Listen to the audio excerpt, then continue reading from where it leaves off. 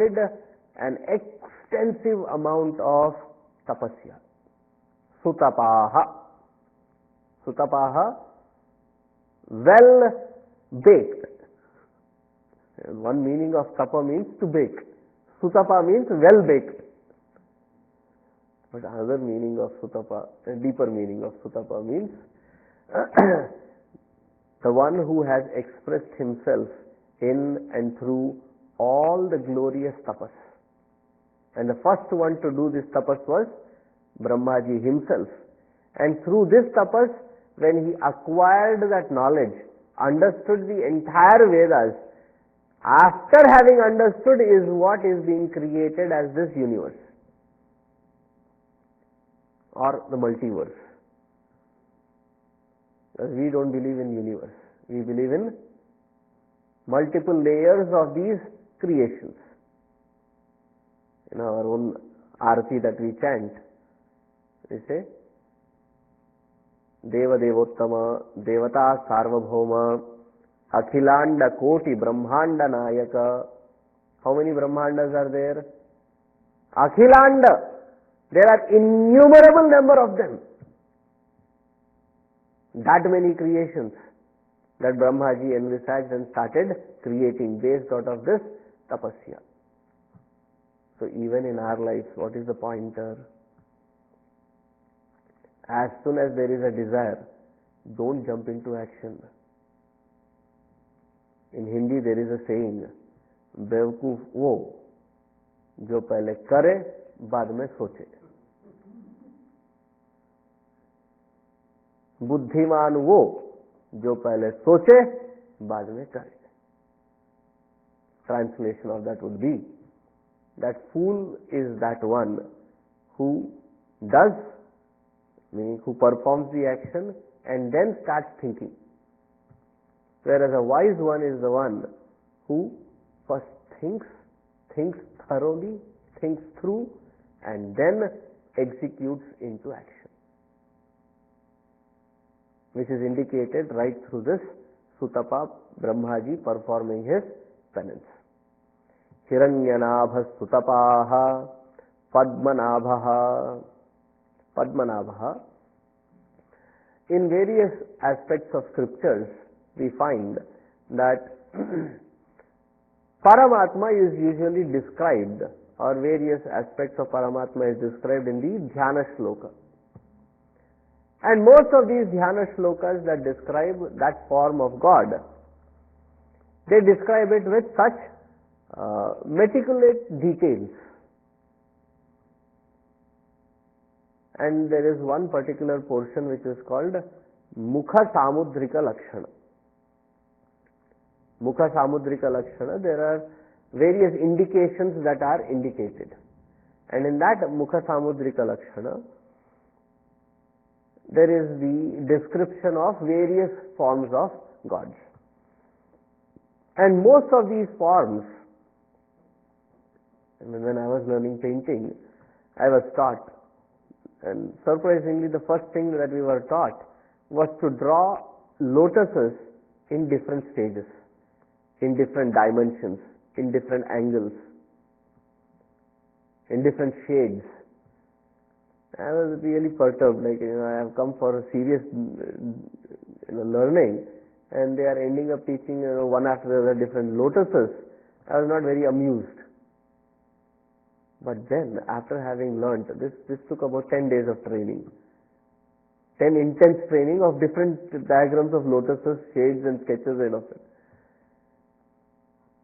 And what amazed me was, each limb of the Lord, as they draw, are different aspects of lotuses. So the eyes, when they draw, it is like the lotus bud.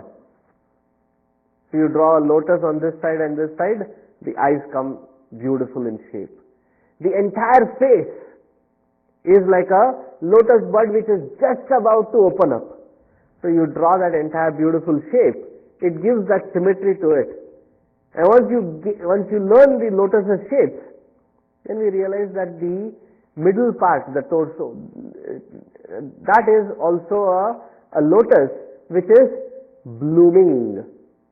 So it starts with that shape and then blooms out into these multiple hands. Very beautifully you can start, draw a rough structure of the lotuses. So something which is as beautiful as the lotus, something which is as pure as the lotus.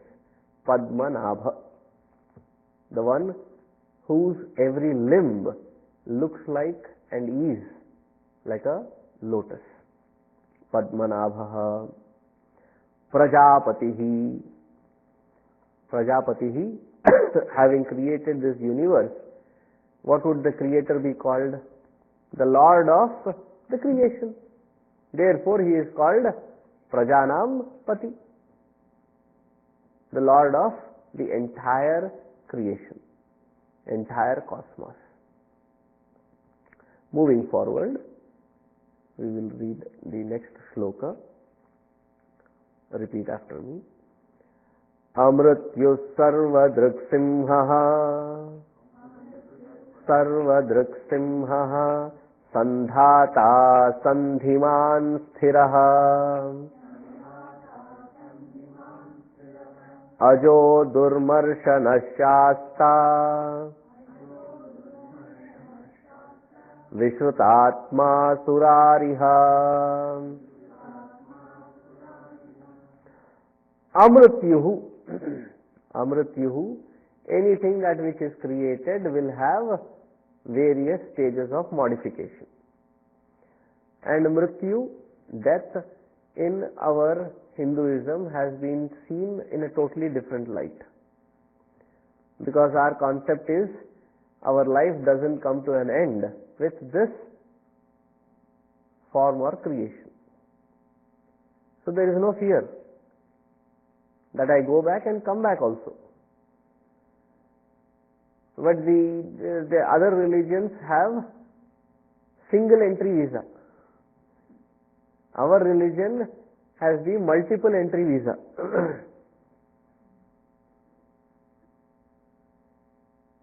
That you get one chance. So supposing you go to a exotic country wherein they don't give visas that easily, and you got your visa and you get to such place, what would you want to do? Explore everything possible in the duration that the visa has been granted to you. Because the fear is, you will never ever again get an opportunity to explore and indulge in that place. Now in our Siddhanta or in our understanding of Hinduism says that we get multiple entry visa. Therefore, do not rush through. Enjoy every stage and grow through and grow above all these stages and grow to the highest stage of perfection. So Mrityu has always been seen, always been described not as end of the process, but as an intermediary step. And Gurudev puts it in a very beautiful usage of his way of coining words was amazing. He calls death as constructive destruction. Most of us do, and we are quite an expert at destructive destruction. You get angry at somebody, take the interview. Destructive destruction. But Paramatma's way of functioning is constructive destruction. I have given this example earlier also. You sow a seed, the best part of creation.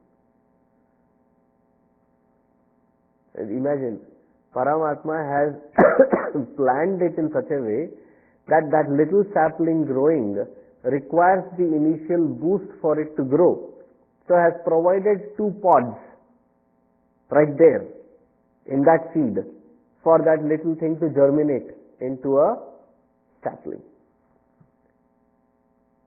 And that sapling is amazing thing to observe. Why is it amazing to observe? It is so feeble.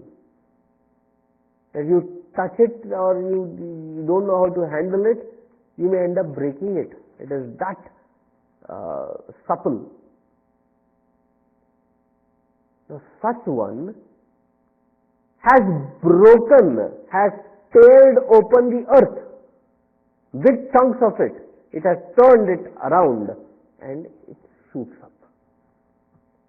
So in that stage what has happened? The seedless dies, giving birth to a sapling. So what is that? Constructive destruction. That it has been replaced by something more unique than what it was earlier. Now the sapling grows into a bush, the bush grows into a tree, then the tree starts growing into it starts giving out flowers. The flowerness dies to give birth to a fruit. The fruit again grows and matures. The fruitness dies to give rise to more seeds. So death is not a unidirectional pause or a stop, but it is an opportunity for much more. But all these different modifications is a possibility for that which is born. And Paramatma being, we will come to that word in this very shloka, ajaha, unborn. Therefore, there is no possibility of mrityu. Do we ever mourn for somebody who is yet to be born?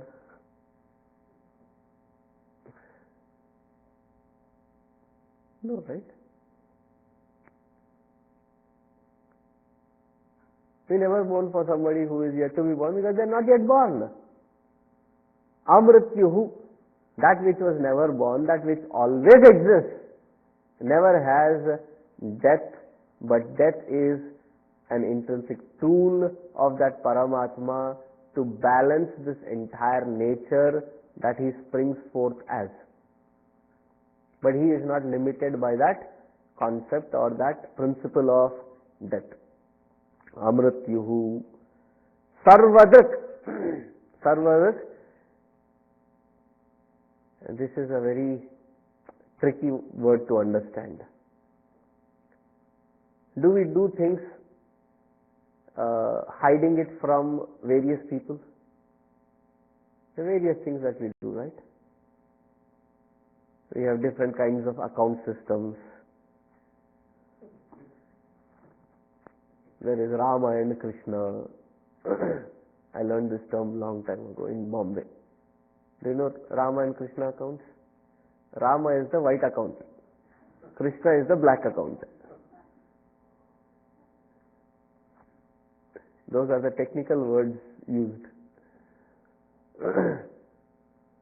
So every vyapari, every businessman has a Ramakrishna account.